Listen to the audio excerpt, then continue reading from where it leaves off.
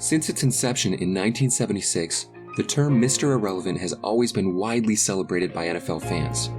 Being the last player taken in the NFL draft every year, one person always picks up the moniker that stays with them even after their playing days. For the fans, this player can represent so much, but above all else, they represent a chance. The last player selected may not ever make an impact on their team, or even play in the NFL, but there's always that chance, that slim chance, that they can beat the odds and show that they deserve to be in the NFL.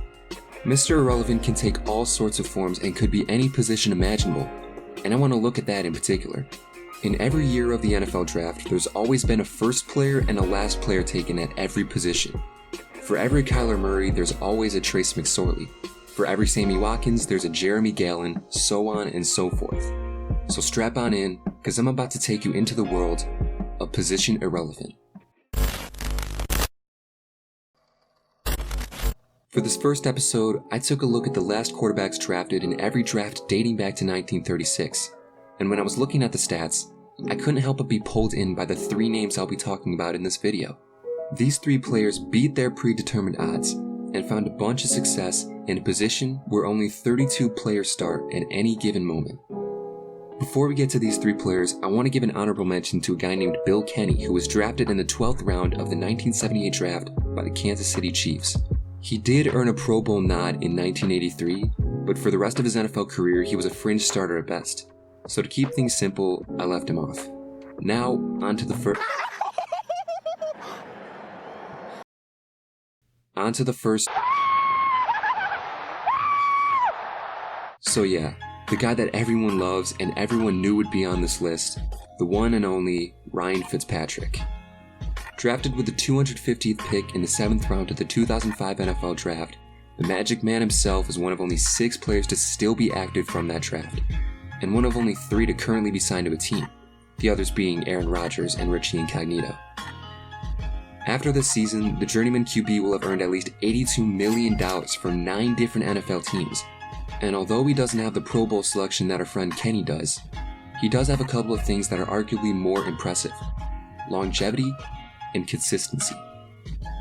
Not only has Ryan Fitzpatrick played for 16 seasons, but of those seasons he started in 7 or more games in 12 of them. The man only fully started 3 seasons, but his combination of readiness and pure happenstance led him to coming in year after year and replacing anyone that stood in his way. Even with all that said, what's still crazy to say is that even though he's turning 39 this upcoming season, you can't fully say he's done yet. From his 4-year stint in Buffalo, being the conductor behind memorable wins against divisional rivals, to his 10-6 season with the Jets, he's had seasons of great success. And even to this day, he could be named the starting quarterback of a Washington football team that has a strong chance of taking the NFC East divisional title. Will we ever run out of Fitzmagic? God only knows. But one thing we can all be reassured of is that from wild screams to wearing his teammates' clothes in press conferences, Ryan Fitzpatrick will always be remembered on and off the field. In a game where injuries happen all too often, the quarterback position is the one player above all else that is given the most caution and literal protection.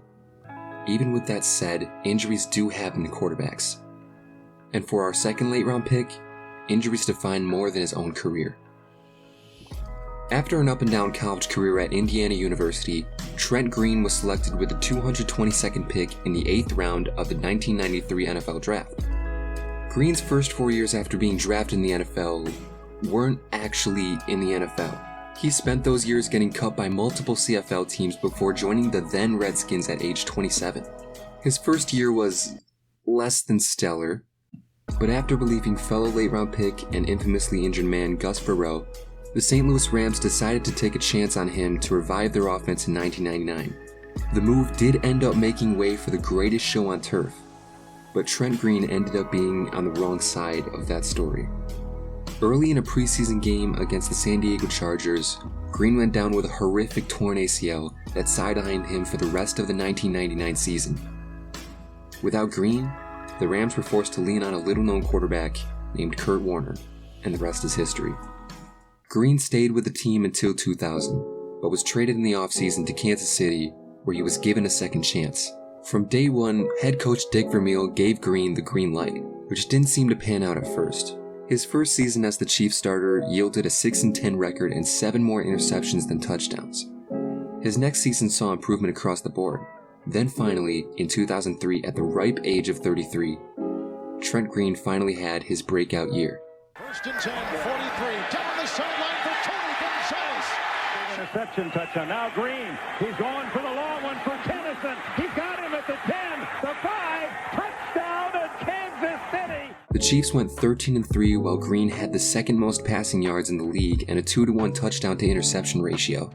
His team ended up getting ousted by Peyton Manning and the Colts, but this marked the beginning of a 3-year window in which Trent Green was one of the top quarterbacks in the league. The next year the Chiefs did go under 500, but Green was again one of the top 10 passers in terms of yardage and touchdowns. The next year in 2005 was the last chance that Green, Vermeil, and these aging Chiefs had at making a push for the Super Bowl. The team went 10-6 behind Pro Bowl deserving quarterback play by Trent Green and a 20-touchdown season by Larry Johnson. But in the end, none of that was enough to even get the Chiefs into the playoffs. That year, the Chiefs were in the same division as the 13-3 Denver Broncos and missed the cut for the wildcard spot by 1 game to the eventual Super Bowl champion Pittsburgh Steelers. After that season, Trent Green's career was defined and derailed by head injuries. In the 2006 season, Dick Vermeil was gone, Herm Edwards is in, and in the first game of the season, Green suffered a severe concussion on a late hit by Robert Gathers. The next year, Green was traded to the Miami Dolphins, where he was again the recipient of an awkward hit and another severe concussion. Green went on to play 1 more season before retiring at the age of 38. When you search for Trent Green on YouTube, 2 of the first 3 videos you'll see are of hits that he took. But what's more impressive, and what the clips don't show, is that he got up after those hits. After tearing his ACL in 1999, Trent Green went on to start 82 straight games, tied for 20th in NFL history. After being severely concussed at the age of 36, he came back 10 weeks later and finished the season as the starting quarterback. And even after getting quite literally knocked out at the age of 37, Green stayed in the NFL for 1 more year to finish his career with the team that he inadvertently affected the most. Anyone who has ever looked at a list of notable Raiders quarterbacks is going to be drawn to the names of Derek Carr, Ken Stabler, and Rich Gannon. But the last guy on this list is actually a Raiders quarterback that's right up there with those names. Enter Daryle Lamonica. Lamonica played at the University of Notre Dame for some less than stellar teams, so scouts didn't exactly seek out his talents. He was taken in the 12th round of the 1963 NFL draft by the Packers and the 24th round of the AFL draft by the Bills.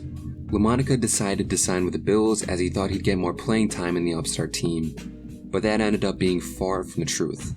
In 4 years as a backup quarterback, Lamonica actually went 4-0, but in 1967 the Bills decided to trade him to the Oakland Raiders, where his career would take off. In his first year as a Raider, Daryle Lamonica went from an okay backup to quite literally the best player in the league. He led the team to a 13-1 record and led the AFL in passing touchdowns with 30, while adding 4 extra on the ground. And to add a cherry on top of the Cinderella story, Lamonica won AFL MVP and won the Raiders an AFL championship. 1968 didn't see our boy Lamonica get any of the accolades he did his previous season, but he did have his most memorable moment of his professional football career during this season, and only half of the nation got to see it. KTO talks about this game in more detail in a separate video, so I'll link that below. But the game in question came to be known as the Heidi game. In a late season rivalry game against the highly competitive and talented New York Jets, the Raiders were down by 3 with the ball and just over a minute left when all of a sudden, this happened. The network televising the game made the classic blunder. NBC turned off the uncompleted game in favor of a kiddie special called Heidi. The East Coast coverage of the game switched over to the premiere of a 4TV movie called Heidi. While most of those East Coast fans were either furiously calling up NBC or just assumed that the Jets had the game in the bag, Lamonica led the Raiders on a comeback drive that ended in a 43-yard touchdown pass to Charlie Davis. I should mention that Lamonica earned the nickname the Mad Bomber during these years for his gutsy playstyle. Throughout his career, Daryle always hovered around the 50% completion percentage, with his career average leaning just under that halfway point. The guy threw bombs, which is why I kinda like to compare him to Brett Favre. Both players immediately impacted their new teams once they were traded and established themselves as pure winners. They also hovered around lower completion percentages for their time and made themselves known as quarterbacks that weren't afraid to sling the ball. LaMonica's 1969 season was even better than his 67 as he pulled off a full Jameis Winston and then some. That year he led the AFL in yards, touchdowns, and interceptions, all while on his way to another AFL MVP and another AFL championship. Over his last 5 years with the Raiders organization, LaMonica earned a couple of Pro Bowl nods, but during those years, Coach John Madden leaned more towards the run game, which made LaMonica less a part of the offense. Eventually, in 1973, just as Raiders legend Tom Flores handed down the torch to the Mad Bomber, LaMonica handed his torch to the Snake, otherwise known as Ken Stabler.